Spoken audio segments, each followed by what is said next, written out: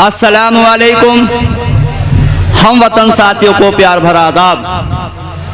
आज जिला संभल की सरजमी, नगर पंचायत सिरसा की सरजमी पर यह अजीमोशान जलसा होने जा रहा है।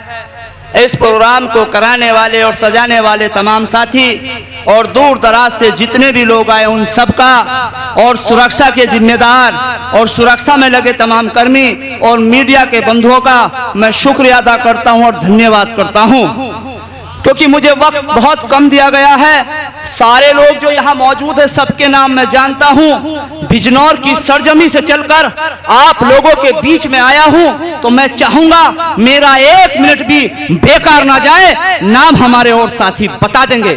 साथियों, मैं यहाँ भाषण देने नहीं आया, ना नेता बनने आया हूँ। मैं उस दादा की औला पोता हूँ जिस दादा ने इस देश की आजादी में 142 दिन जेल में रहकर इस देश को आजाद कराने का काम किया था।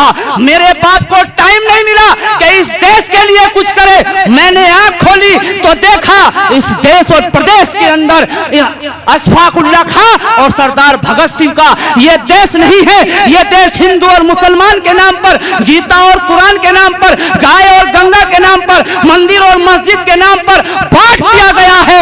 यहाँ हिंदू को इंसाफ मिल रहा है, न मुसलमान को इंसाफ मिल रहा है। 2% के वो दलाल खानदानी अपनी कुर्सियों पर बैठे हुए हैं और हिंदू मुसलमान आपस में लड़ता जा रहा है। मैंने देखा कि इस सरजमी पर वो कौन नेता है जो इस हिंदुस्तान में, इस भारत में हिंदू मुसलमान सिख ईसाई को इंसाफ दिला सकता है। तो जब नजर गई, 3 साल तक तजुर्बा किया, तो पता चला इस भारत की राजनीति में एक ही नेता, एक ही बेटा, एक ही लीडर, एक ही अमीर बैरिस्टर असदुद्दीन ओवैसी है, जो पढ़ा लिखा भी है और संविधान के दायरे में बात करता है। आज संविधान की बात न कर कर मस्जिद और मंदिर की बात कर कर यहाँ राजनीति करने का काम किया जाता है। मेरे भाइयों, याद रखना, यह देश इसलिए आजाद नहीं हुआ था कि यहाँ हिंदू को मुसलमान से लड़ाया जाए। यह देश इसलिए आजाद हुआ था कि हम चीन से, जापान से, लंदन से, इंग्लैंड से उसका मुकाबला कर सके। यह देश कल भी सोने की चिड़िया थी, आज भी सोने की चिड़िया है, इंशाल्लाह कल भी रहेगी। इस देश को थोड़े काले अंग्रेजों ने भ्रष्टाचार में गिरफ्त कर लिया है। आओ हिंदू मुसलमान सिख ईसाई भाइयों, इस देश को 1947 वाला देश बनाते हैं और वही नारा कि एकता का राज चलेगा और हिंदू मुस्लिम साथ चलेगा, हिंदू मुस्लिम साथ चलेगा। जनाब ओवैसी साहब ने लोगों के दिलों को तोड़कर राजनीति करने के लिए नहीं आए। कान खोलकर सुन ले, वो सपा बसपा के चमचे जो ये कहते हैं कि बीजेपी के एजेंट है ओवैसी साहब, सपा बसपा के लोगों, ये नजाकत अली सीना ठोक कर ऐलान करता है, तुम अपनी कीमत बता दो क्या है। ओवैसी साहब 2 मिनट में खरीदने के लिए तैयार है। और कोई सिक्का इस दुनिया में ऐसा नहीं बना जो बैरिस्टर ओवैसी को खरीद सके। और आज की राजनीति में जो लोग राजनीति कर रहे हैं, वो सपा के हो, बसपा के हो, भाजपा के हो, कांग्रेस के हो, मानदल के हो, पानदल के हो, उनकी औकात और हैसियत तो इतनी भी नहीं ओवैसी के चौकीदारा भी कर सके गेट खोलने का।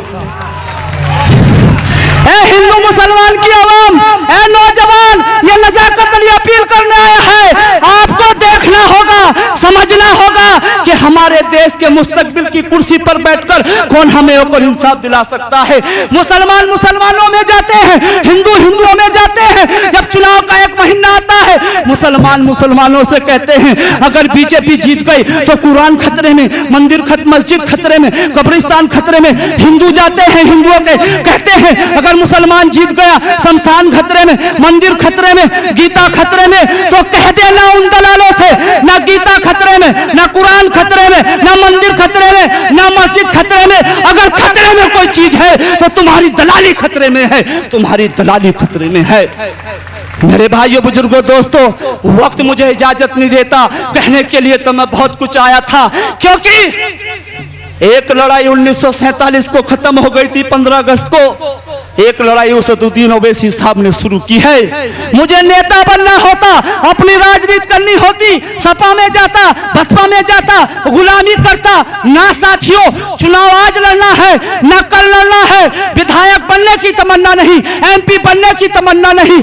इस दिल के अंदर तमन्ना तो एक ही है कि ऐ खुदा तू उस कलम को सिहाई न दे जो सजा तो दे पर रिहाई न दे, और तोड़ देना चाहिए वो आईना जिसमें अच्छा बुरा कुछ दिखाई न दे, अच्छा बुरा कुछ दिखाई न दे। मैंने पढ़ा और समझा है कि इस देश को कैसी राजनीति की जरूरत है। मेरे भाइयों, तालिबान के नाम पर, पाकिस्तान के नाम पर वोट बहुत मांगे जाते हैं। ना साथियों, ना, हमारा मुल्क भारत है। अगर पाकिस्तान हमारा दुश्मन है तो हम कहते हैं लाओ AK-56 AK-47 हमारे हाथ में दे दो।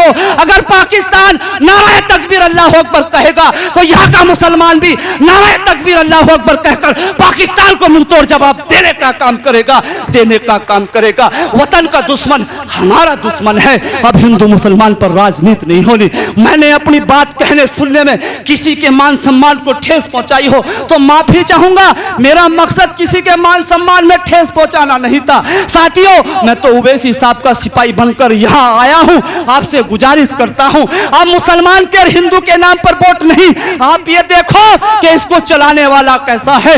इस देश पर उन नंगे भुक्के लोगों ने राजनीति की है जो आज अरबपति और करोड़पति बन गए हैं, और ओवैसी उस खानदान से ताल्लुक रखते हैं जिसके वालिद मोहतरम, दादा मोहतरम ने जब इस देश की अर्थव्यवस्था कमजोर थी, सन 1960-65 के लगभग में 65 कुंटल सोना देश को देकर अर्थव्यवस्था बचाने का काम किया था। और जो बहन कुमारी मायावती कहती हैं, उनके लोग कहते हैं ओवैसी बीजेपी के एजेंट है। बहन जी, आप अगर राजनीति में ना होती तो नरेगा में मजदूरी कर कर अपना पेट पाल रही होती। अगर बहन जी की जांच हो जाए तो जेल के अंदर जाएंगी। माननीय मुलायम सिंह यादव, माननीय अखिलेश यादव जी, आपके पिता मोहतरम 230 रुपए महीना के टीचर हुआ करते थे, सरकारी मास्टर। अगर राजनीति में ना होते तो साथियों वो भैंस पालकर अपना गुजारा कर रहे होते, और कहते हैं ओवैसी भाजपा का एजेंट है। ना साथियों, आओ, आपको हक और इंसाफ चाहता है तो ओवैसी भाई असदुद्दीन ओवैसी साहब के साथ चलो। मैं अपनी बात खत्म करता हूं। कहने सुनने में कोई गलती हुई तो माफ करना। गलती कर कर माने जो गलती उसे इंसान कहते हैं, और गलती कर कर जो ना माने गलती उसे हैमान कहते हैं, और करता है जो गलती पर गलती, गलती पर गलती उसे शैतान कहते हैं, और जो कभी नहीं करता गलती उसे अल्लाह और भगवान कहते हैं। अल्लाह और भगवान कहते हैं जय राष्ट्रीय एकता, जय भारत, और इस देश के दुश्मन हो जा भारत। जय हिंद, अस्सलाम वालेकुम, आदाब। बहुत बहुत शुक्रिया मुझे बोलने का मौका मिला।